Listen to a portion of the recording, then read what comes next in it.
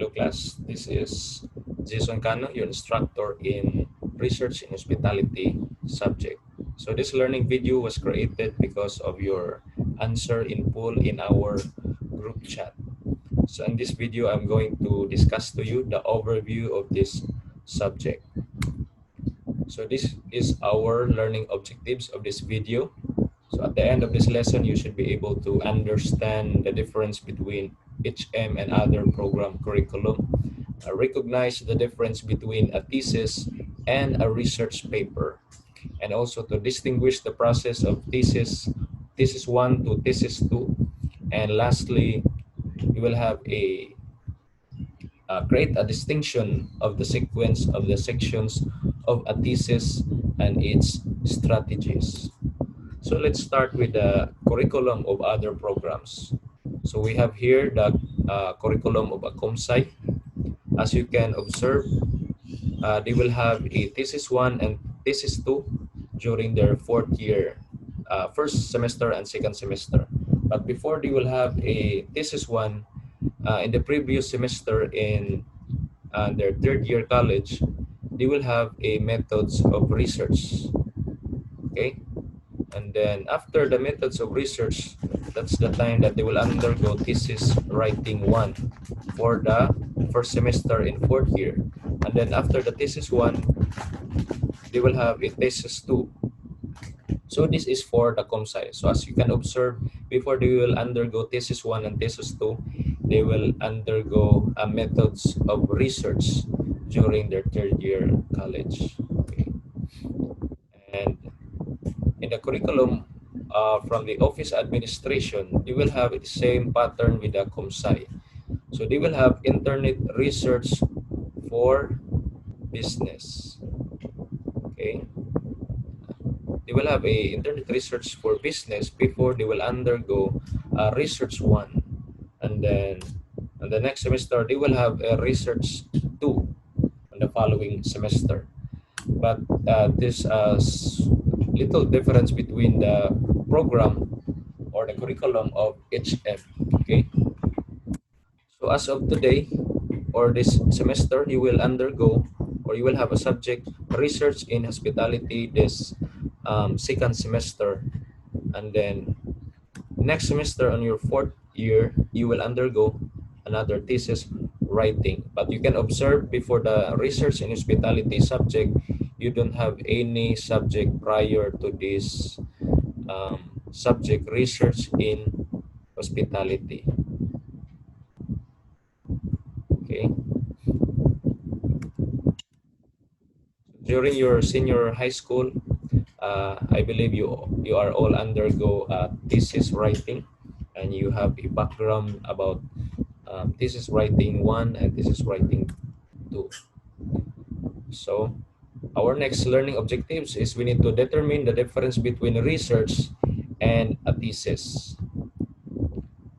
So in the second column, in the research part, they will have a short version. And then on the thesis part, they will have a long version of the paper. And in terms of chapters, in the research, there is no chapters. And in the thesis, there is a chapters. And in terms of pages, in the research format, there's only few pages. There's a maximum of 9 to 12 pages. But in the thesis, there are lots of pages. For some thesis, they have a maximum of 200 to 300 plus pages. And in terms of the proponent, usually the faculty of a certain institution, educational institution, will create a research paper. But in the thesis, the proponent will be the students like you. So the purpose of a research paper for the faculty is for publication, and then for the students, the purpose of the thesis is one of the requirement of a program. So you cannot graduate in Bachelor of Science in Hospitality Management if you cannot pass this requirement. So this is the example of a research format.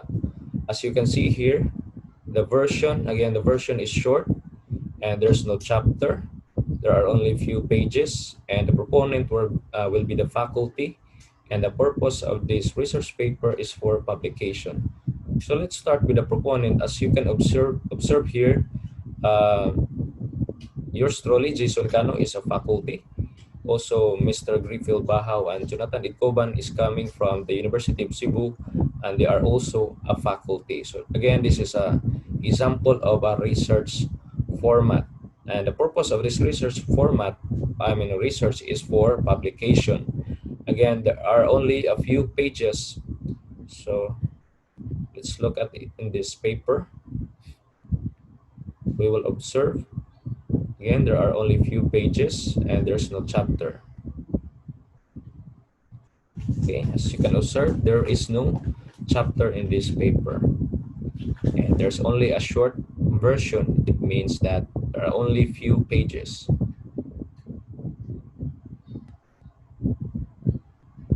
So these are the paper, the content inside the paper.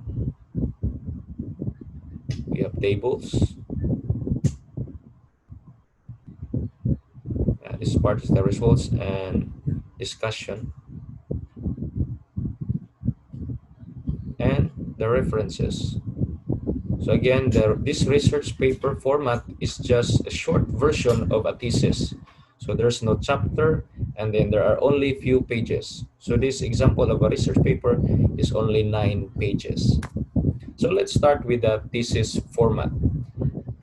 In the research format, there is only a short version, but in a thesis format, it's a long version. And there is a chapter on this format. And in terms of pages, there's a lot of pages in this thesis format, and the proponent are the students. Okay, and the main purpose of creating a thesis is one of the requirement.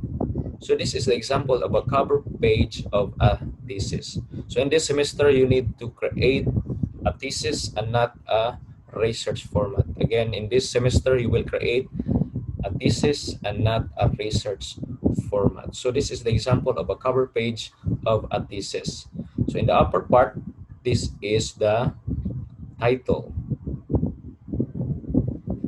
And then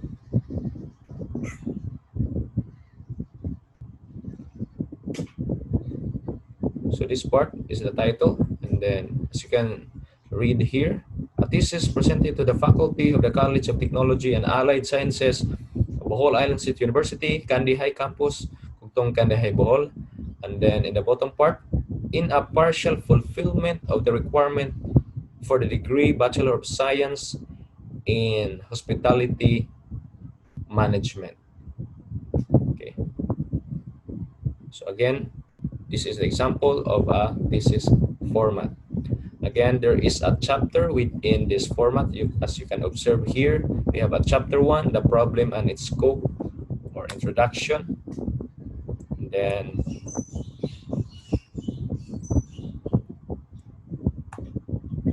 we also have here chapter 2, presentation, analysis, and interpretation of data.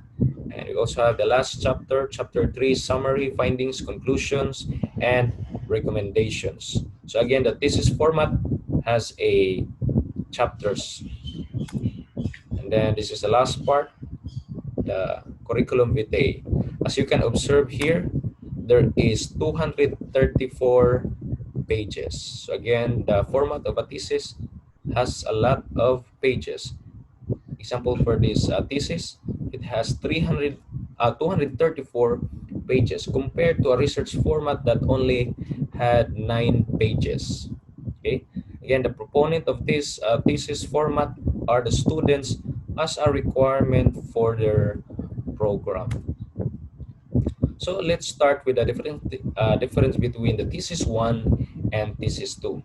Again, in this semester, you will only undergo Thesis One, which is the end part for this is a proposal hearing, and then in the next semester, you will undergo, or you will have a subject Thesis Two, which is the end part, is the oral defense. So in this semester, you only create a chapter 1. But in the next semester, you need to create chapter 1, chapter 2, and chapter 3. Okay? So the focus of thesis 1 or proposal hearing is the title page, and then the statement of the problem, and then the questionnaire. The questionnaire can be found in appendix in the last part of the thesis format. But in the thesis 2, in the oral defense, you will have a focus on chapter 1, I mean in the results and discussion. Okay, next. So these are the sequence of a section within the thesis format. So in the left column, this is the actual sequence. So the first, you can check on the thesis format, there's a title. The second part is a rationale. The third part, there's a theoretical background. Fourth, statement of the problem. Fifth, statement of hypothesis. Six, significance of the study. Seven, research methodology. Eight, definition of terms. 9, references. 10, transmittal letter. 11, questionnaire. 12, location map. And the last is curriculum vitae. But I will give you the strategy in creating a thesis. So in the left side, this is the actual sequence, but we will not follow the actual sequence. So the strategy in having a very good thesis output is, first you need to come up with your title. Okay, so you will have a discussion with your advisor. You will give 3 possible topic to your, or title to your advisor, and your advisor will give you some suggestions, insights about the topic, and you will choose among the 3 possible title. And then if you and your advisor already agreed with the title that you chose, is after that you need to create a statement of the problem. As we can observe in the actual sequence, the statement of the problem is in the 4th part. But again, for the strategy, so that our output in our thesis will become good and excellent, after we create or decide our title, we need to jump into the statement of the problem. Okay, so again, after you and your advisor already agree with the title, you will now create a statement of the problem. Again, I already posted or uploaded the format or the sample format of the entire proposal thesis in your Google Classroom and in our FB private group. So after you create a statement of the problem, that's the time that you will also create a questionnaire.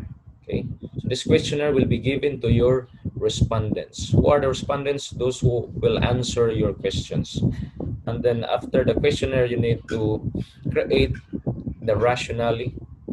So in the rationale, you will input some study, and then you will jump into the reference. Again, the actual sequence, the reference is in the 9th part. But in our strategy, as you create your rationale, you need to input in the reference part. So after you create the rationale, you need to create also a theoretical background. And while you're creating a theoretical background, you also input in your reference. Again, in the actual sequence, it is in the 9th part. But in our strategy, as you create your rationale, you need to input in the reference as well as in the theoretical background. And then in the 6th part, that's the time that you will create a statement of hypothesis. Next, significance of the study. 8, research methodology. 9, definition of terms. 10, transmittal letter. Again, this transmittal letter will be given to the responsible person who has a high position. For example, if you will undergo research in a certain establishment or resort, you need to pass this transmittal letter to the HR manager or the owner, and then they will sign that transmittal letter as an approval that you will undergo an interview or passing of all your questionnaires. And then the 11th part is the location map, and 12 is the curriculum vitae. So the other term for curriculum vitae is your bibliography, all the informations of the researcher. So again, the strategy to create a very nice and good, excellent output of your research, your thesis, first one is you need to come up with your title. Again, you will pass three possible title to your advisor, and you and your advisor will decide which among those three possible title that you would like to investigate. So first is you need to have a title. Okay, so this is the example of a title page. And after that, you will come up a title page. That's the time that you will create a statement of the problem. So this is the example of a statement of the problem that can be found in chapter 1. So in this part, this is what we call main problem. So the main problem, again, let's go back. The example of this thesis is, title of this thesis is Housekeeping Standard Practices in Selected Resorts in Anda, Bohol. So this is the main problem of this thesis.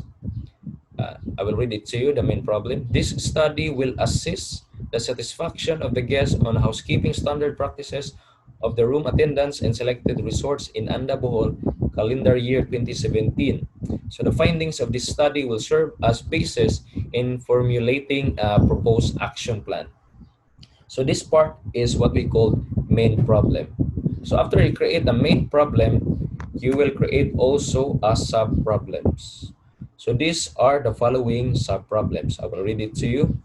Specifically, this study will seek answers for the following sub-questions. Number one, sub-problem, what is the profile of the respondents in terms of age, gender, civil status, and continent of origin?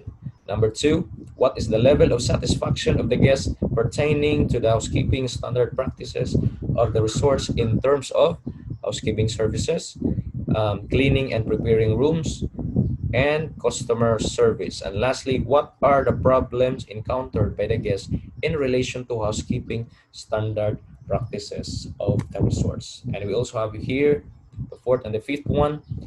Is there any significant relationship between the respondent's profile and the respondent's perception on the problems they encountered in relation to housekeeping standard practices of resorts? So let's go back. This sub-problem number 1, 2, and 3 can be found in the questionnaire. Again, the sub-problem number 1, 2, and 3 can be found in the questionnaire. The sub-problem number 4 is talking about differentiation between the relationship of the respondent's profile, which is in the sub-problem number 1, and the problems encountered, which can be found in sub-problem number 2.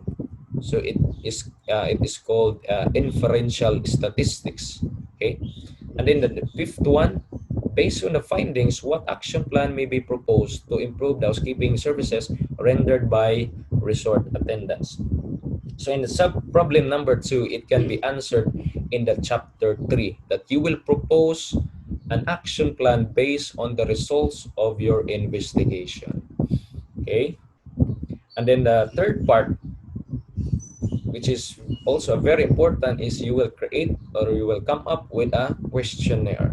So this is the example of a questionnaire in this thesis. So in the part 1, there's a question here. Okay, I will read it to you. Background information of your respondents, which is the resort guest. Okay, for the direction, please put a check mark in the box that corresponds to your answer. So the respondents, which is the resort guest, will answer his or her name, age, gender, civil status, and continent of origin. Okay, listen to this. Your statement or your sub-problems must be indicated in your questionnaire. Okay. For example, in sub-problem number 1, what is the profile of the respondents in terms of age, gender, physical status, and continent of origin. So this sub-problem number 1 can be found, must be found in the questionnaire, which is in the part 1 because this is in the sub-problem number 1. Okay, so this is the example of sub-problem number 1. Next is these questions, following questions, can be found in the sub-problem number 2. Okay, so I will read it to you. This is the part 2, housekeeping practices. Okay, I will read it to you, the directions. The statements below are the housekeeping standard practices of the resorts rendered by the room attendants. Kindly give your honest rating by checking the box that corresponds to the number which best reflect in the legend below. So these are the following legend or the scale.